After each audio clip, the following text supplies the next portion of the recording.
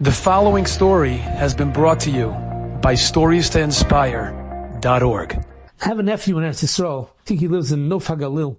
And he tells me that there's a reservist that was in Gaza. And he comes to the kollel where he learns, and he tells them over some stories. And he told them a scary story. This happened the first night of the ground invasion. The tanks had to go in.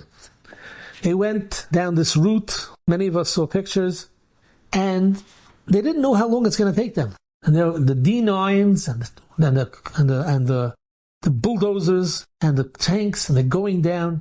And suddenly the sun went down and it got dark. And when it got dark, they couldn't know where they were going. They were stuck there. And they realized that they're in a valley surrounded by two mountains. And everybody stayed inside their machines. And they were davening.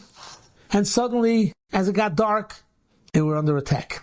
And they can't see where they're shooting from because the tank is facing a certain way. By the time they turn around, the shooting stops from there and goes from someplace else. It's not like they're out in the open, you can just turn around and shoot back.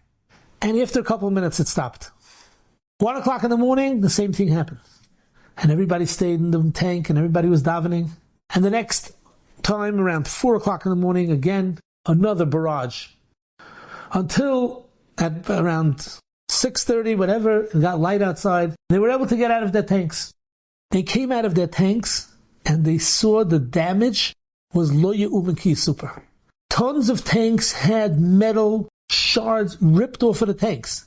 The D9s, a lot of them, the windows of the bulldozer cracked and broke. And they were also zetzed up that they needed. Some of them had to be brought back to Eretz Yisrael to get fixing up, to be able to go back on the war front. But something unbelievable happened. Not one soldier was hurt. Not one. Hine lo yonim v'lo yishon, shomer Yisrael. Enjoyed this story? Come again. Bring a friend. StoriesToInspire.org